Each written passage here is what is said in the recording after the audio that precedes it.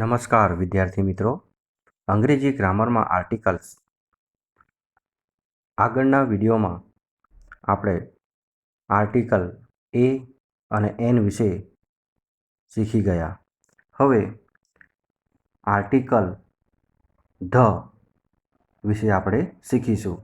Article the A definite article છે, એટલે કે નિશ્ચિત આર્ટિકલ.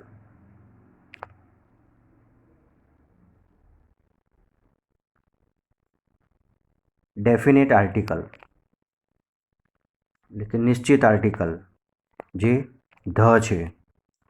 ધ નિશ્ચિત આર્ટિકલ કહેવાય છે.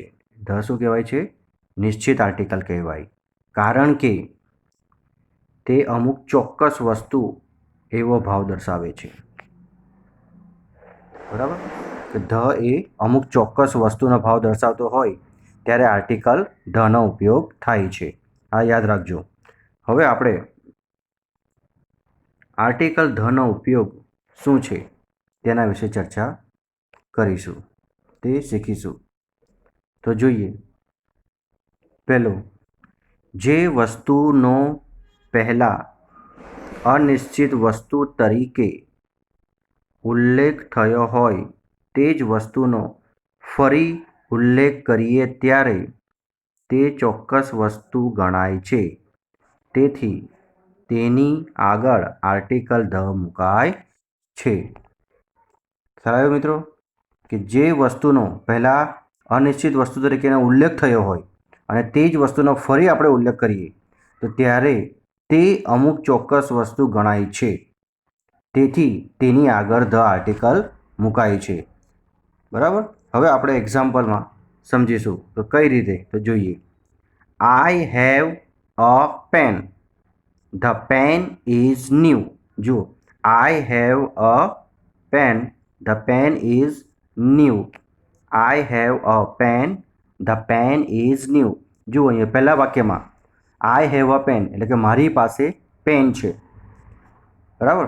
હવે આ મારી પાસે પેન છે, આ પહેલા વાક્યમાં આપણને નિશ્ચિતતા દર્શાવતું નથી, ચોક્કસ દર્શાવતું નથી. મારી પાસે પેન છે, બરાબર, પણ એમાં કઈ પેન એ ચોક્કસ આપણને એમાં ખ્યાલ આવતો નથી પહેલા વાક્યમાં.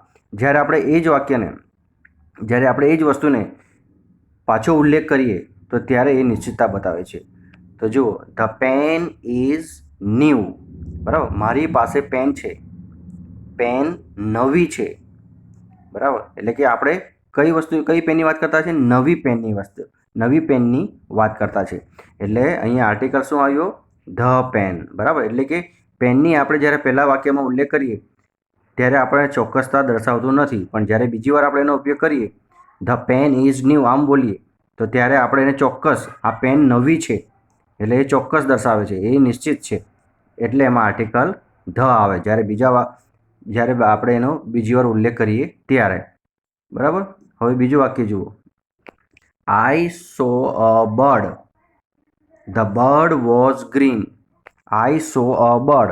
મેં એક પક્ષી જોયું હતું. The bird was green. પક્ષી લીલું હતું.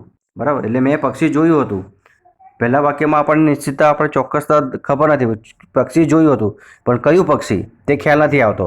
પણ જ્યારે એ પક્ષીનો આપણે જ્યારે બીજા વાક્યમાં એનો નિશ્ચિતતા દર્શાવે છે, એનો ચોક્કસ આપણને ખ્યાલ આવી જાય છે કે કયું પક્ષી. The bird was green. બરાબર? કે પક્ષી લીલું હતું, તો એ ચોક્કસતા બતાવે. એટલે બીજા વાક્યમાં જ્યારે આપણે એનો ઉલ્લેખ કરીએ તો ત્યારે આર્ટિકલ ધ મુકાય છે. ખ્યાલ આવ્યો? એટલે પહેલા વાક્યમાં આપણને ખ્યાલ નથી આવતો, પણ જ્યારે આપણે એ જ વાક્યનો બીજા વાક્યમાં એનો ઉલ્લેખ કરીએ ચોક્કસ દર્શાવવા માટે, ત્યારે આર્ટિકલ ધ મુકાય છે. આ યાદ રાખજો. બરાબર? હવે બીજો ઉપયોગ કઈ રીતે થાય તે જોઈએ.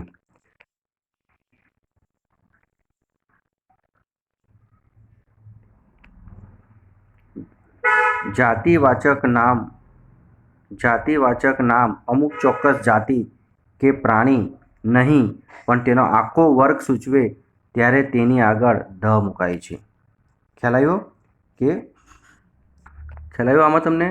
કે જાતિવાચક નામ અમુક ચોક્કસ જાતિ કે પ્રાણી નહીં પણ તેનો આખો વર્ગ સૂચવે. આખો વર્ગ. કેવો વર્ગ? આખો વર્ગ સૂચવે ત્યારે તેની આગળ ધ મુકાય છે. એક્ઝામ્પલ જોઈએ આપણે. The cow is a useful animal. હવે જો the cow is a useful animal.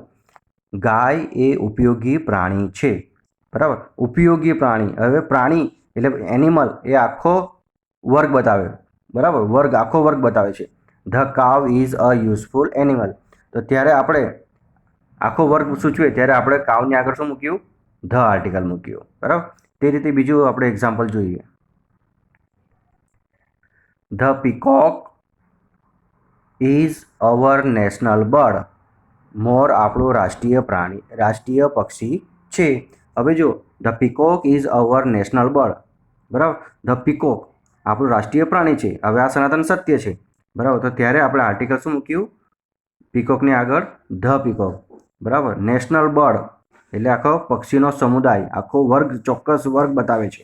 બરાબર, એટલે આપણે આર્ટિકલ શું આવે? એમાં ધ આવે છે. બરાબર, હવે આપણે ત્રીજો ઉપયોગ જોઈએ. સામાન્ય રીતે સંજ્ઞાવાચક નામ આગળ આર્ટિકલ મૂકાતો નથી, પણ નદીઓ, મહાસાગરો, પર્વતોની હારમાળા, પ્રખ્યાત ઇમારતો, ગ્રંથો, પ્રાંતો, ખંડો, પ્રજાઓ, સનાતન પદાર્થોની આગળ ધ મુકાય છે. ખ્યાલ આવ્યો મિત્રો? તો ક્યારે ધ મુકાય? સામાન્ય રીતે સંજ્ઞાવાચક નામ આગળ આર્ટિકલ મુકાતો નથી, પણ નદીઓ હોય, મહાસાગરો હોય, પર્વતોની હારમાળા હોય, પ્રખ્યાત ઇમારતો હોય, ગ્રંથો હોય, પ્રાંતો હોય, ખંડો, પ્રજાઓ હોય, સનાતન પદાર્થોની આગળ ત્યારે ધ મુકાય છે. એક્ઝામ્પલ આપણે જોઈએ તો વધારે ખ્યાલ આવશે. ધ ગંગા. હવે ગંગા નદી છે, તો ગંગા નદી આખા વિશ્વમાં આપણે એક જ છે, ગંગા. બરાબર, તો એ નિશ્ચિત છે. બરાબર, એટલે આગળ કયું મુકાયું? ધ ગંગા, નદી નામની આગળ. The Atlantic ocean. The Atlantic ocean. તો એટલાન્ટિક મહાસાગર છે તે એક જ છે, એટલે ત્યાં આગળ શું મુકાયું? The Atlantic ocean. ત્યાર પછી ધ હિમાલયાઝ. તો પર્વતો નામની આગળ ધ હિમાલયાઝ. ત્યાર પછી ધ તાજમહલ, પ્રખ્યાત ઇમારત. બરાબર, પ્રખ્યાત ઇમારત તેની આગળ પણ આર્ટિકલ ધ મુકાય. ત્યાર પછી ધાર્મિક ગ્રંથો, આપણા જે ધાર્મિક પુસ્તકો છે તેની આગળ the Gita, the Ramayana, the Mahabharata. બરાબર, ધ રામાયણ. પછી ત્યાર પછી આવશે સનાતન પદાર્થોની આગળ. સનાતન પદાર્થો કયા છે? તો ધ સન. બરાબર, the moon, the star, the sky. તો એવા જે સનાતન પદાર્થો હોય તેની આગળ પણ આર્ટિકલ ધ મુકાય છે, કારણ કે એ નિશ્ચિત છે. સૂર્ય છે તો સૂર્ય તો એક જ છે, બીજો સૂર્ય છે નથી. બરાબર, તો સનાતન સત્ય છે. બરાબર, નિશ્ચિત છે, એટલે એને આગળ આર્ટિકલ ધ મુકાયો. ત્યાર પછી ખંડો નામની આગળ. ખંડો ખબર છે ને તમને? Asia, Europe, Africa. તો ધ એશિયા. તો આ ખંડો નામની આગળ પણ આર્ટિકલ ધનો ઉપયોગ થાય છે. ખ્યાલ આવ્યો? તો આ રીતે એના આર્ટિકલનો ઉપયોગ આપણે ધ આર્ટિકલનો ઉપયોગ કરાય છે. હવે આપણે એક્ઝામ્પલ તરીકે જોઈએ વાક્યમાં. The Ganga is a holy river. The Ganga is a holy river. બીજું, the Indian ocean is to the south of India. The earth is round. પૃથ્વી ગોળ છે. The sun rises in the east. સૂર્ય પૂર્વમાં ઉગે છે. એટલે સનાતન સત્ય વાક્ય છે આ. The Britishers speak English. હવે ધ બ્રિટિશર્સ એ જાતિ છે, ચોક્કસ જાતિનું નામ હોય. બરાબર, તેનો ઉલ્લેખ કરવાનો આપણે હોય તો ત્યારે પણ આર્ટિકલ ધનો ઉપયોગ થાય છે. એટલે આપણે આર્ટિકલ ધ લખ્યું. The Britishers, the Japanese, the Indian. બરાબર, તો એવા પ્રજાતિ જાતિનું નામ હોય ત્યારે આપણે આર્ટિકલ ધ મુકાય છે. ખ્યાલ આવ્યો મિત્રો? હવે આપણે જોઈશું ચોથો ઉપયોગ. તો ક્રમિક સંખ્યા દર્શાવતા શબ્દની આગળ જે ક્રમવાચક સંખ્યા હોય, આપણને ખબર છે કયા?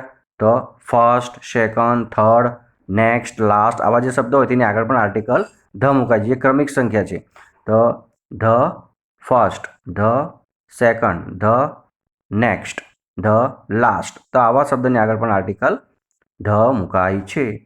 વાક્યમાં જોઈએ આપણે. Rahul won the first prize. We sit on the last bench. બરાબર. તો આ ફર્સ્ટ અને લાસ્ટ શું છે? ક્રમિક સંખ્યા છે. તો આ ક્રમિક સંખ્યા હોય તો ત્યારે પણ તેની આગળ આર્ટિકલ ધ મુકાય છે. હવે આપણે પાંચમો ઉપયોગ જોઈએ. લોકોના ખાસ વર્ગનો ઉલ્લેખ કરવા માટે લોકોના ખાસ વર્ગનો ઉલ્લેખ કરવા માટે પણ આર્ટિકલ ધનો ઉપયોગ થાય છે. એટલે કેવું? The poor, the rich, the needy, બરાબર. ધ ગ્રીડી એ પણ આવે. The poor, the rich, the needy. The poor એટલે ગરીબ, ધ રીચ એટલે પૈસાદાર, ધ નીડી એટલે જરૂરિયાતમંદ. એટલે કે આવા જે ખાસ લોકોનો ઉલ્લેખ કરવાનો હોય, બરાબર, તો ત્યારે પણ આર્ટિકલ ધનો ઉપયોગ થાય છે. ત્યાર પછી આપણે વાક્યમાં જોઈએ. We should help the needy. We should help the needy, બરાબર. The rich should help the poor. તો આપણે એને વાક્યમાં પણ આપણે જોયું.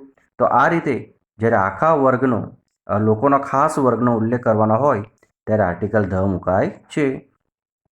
બરાબર. હવે આપણે છઠ્ઠો ઉપયોગ જોઈએ એનો. શ્રેષ્ઠતાવાચક વિશેષણની આગળ એટલે કે શ્રેષ્ઠતાવાચક વિશેષણ એટલે શું? સુપરલેટિવ ડિગ્રીમાં પણ આર્ટિકલ ધનો ઉપયોગ થાય છે. બરાબર. એટલે સુપરલેટિવ ડિગ્રીવાળું વાક્ય હોય ને તો એ દર્શાવતું વાક્યની શબ્દની આગળ આર્ટિકલ ધ મુકાય છે. જુઓ example. Riya is the cleverest girl in the class. તો the cleverest girl in the class. તો ક્લેવરેસ્ટ એ શું છે? સુપરલેટિવ ડિગ્રીનું છે. તો સુપરલેટિવ ડિગ્રીની આગળ શું મુકાયું? Article the. એટલે સુપરલેટિવ વિશેષણ આગળ પણ શ્રેષ્ઠતાવાચક વિશેષણની આગળ પણ આર્ટિકલ ધનો ઉપયોગ થાય છે. આ યાદ રાખવાનું. બરાબર. હવે આપણે સાતમો ઉપયોગ જોઈએ. તો સાતમો ઉપયોગ શું છે? દિશાઓના નામની આગળ આર્ટિકલ ધનો ઉપયોગ થાય છે. એટલે દિશાઓનું નામ હોય ઉત્તર, દક્ષિણ, પૂર્વ, પશ્ચિમ, તો આવા દિશાઓ હોય, બરાબર. ધ નોર્થ એટલે ઉત્તર, ધ સાઉથ એટલે દક્ષિણ. ફોર એક્ઝામ્પલ આપણે જોઈએ ધ નોર્થ, ધ સાઉથ, બરાબર. તો આવા દિશાઓના નામની આગળ પણ આર્ટિકલ ધ મુકાય છે. તો ખ્યાલ આવ્યો મિત્રો? હવે આપણે આર્ટિકલ એ, એન અને ધ આ ત્રણ આર્ટિકલ વિશે આપણે બરાબર માહિતી મેળવી લીધી. મને આશા છે કે તમને સારી રીતે એમાં શીખવાનું મળ્યું હશે. બરાબર. તો આ આર્ટિકલ શીખ્યા પછી હું એક ટેસ્ટ લઈશ, બરાબર, જેના માટે મને આશા છે કે તમે સારું એમાં પરફોર્મન્સ કરશો. Okay, good bye.